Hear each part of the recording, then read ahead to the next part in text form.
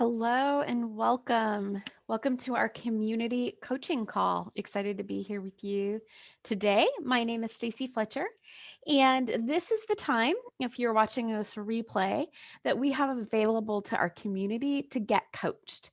We love to help people really continue to make progress on their goals and to learn. This is just such a difficult time for people mentally and emotionally, and we really want to be able to give back to our community. And so we make this time available for people to come and get coached. And so if you're watching a replay of this, we'd love to have you next week. Come get coached. It's free, and it's just something that we love to provide. So this week, we are talking about our thoughts. We're talking about observing our thoughts and really being able to look at and observe your thoughts and why that's important. And one of the things is that it's kind of like the you are here on a map. So, you go, or you used to go to the mall or to somewhere else, and you'd be like trying to figure out how you're going to navigate to get to the place, to the shop that you want to go. And so you first start by looking to find that you are here. You need to know where you are in order to figure out the path to get where you want to go. And when you take a minute to observe your thoughts, we call it a thought download. So you take a minute where you just download all of your thoughts and you get it out on paper, onto a note, onto a document, something where you just get what's going on in your head out. And it's not a quick, fast, I'm sorry, it's not like a journal where you're like writing a story. It's just bullet points, just like literally just get it all out, download all the raw data. And the point of doing it is for that you are here. It's to be able to see, where are you at right now? Where are you at today? So that you can figure out how to get where you want to go. But you can't figure that out unless you know where you are. And so you just take that time to really like observe and figure out the thoughts that are going on in your head. And the next step is to do that with compassion, to do that with curiosity. You have so many thoughts going on in your head every single day, every single moment. Lots of those thoughts are coming from a place of, they're just well-worn neural pathways. You have thought that thought lots of times, so many times that you don't even realize that you think it anymore. Your brain has put it down into your subconscious and you think it again and again and again, and you don't even realize it. A lot of times those thoughts are things from that you started thinking in childhood, and um, you've never even seen it. You've never even, looked at it to know it's something that needs to be observed. To you, it's just truth. It's just how things are.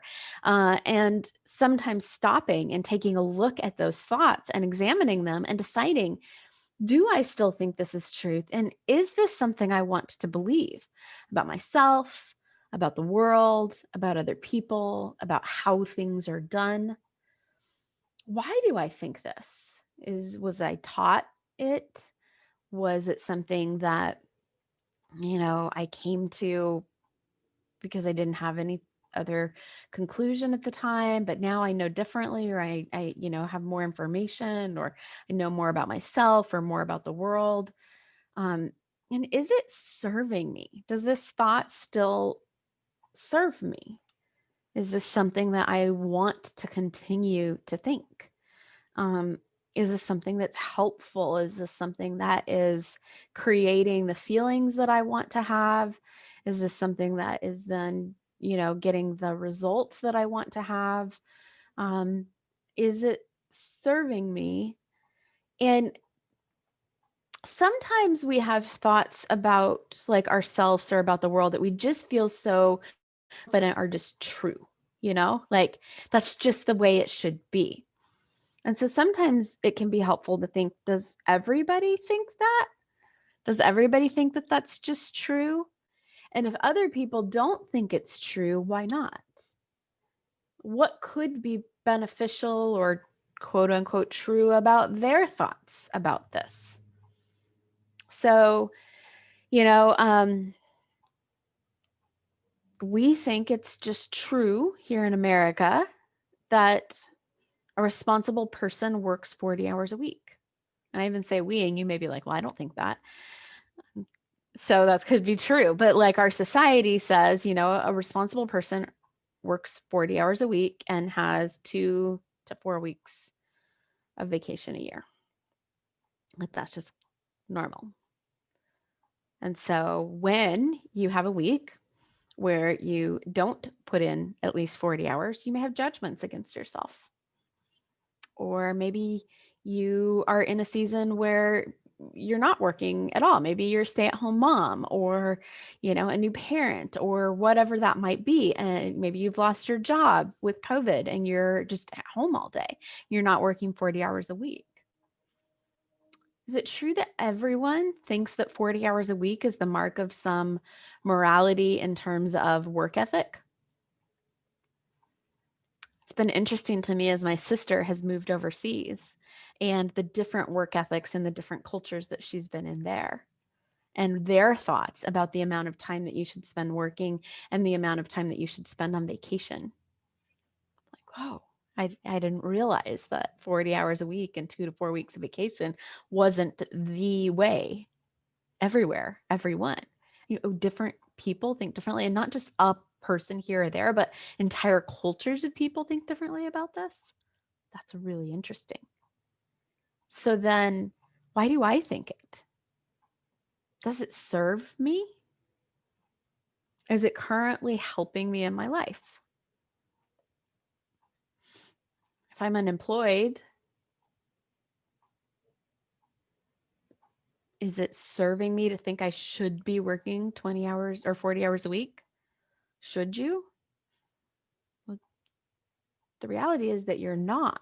And so if you're judging yourself on it, then that's not helpful, you know?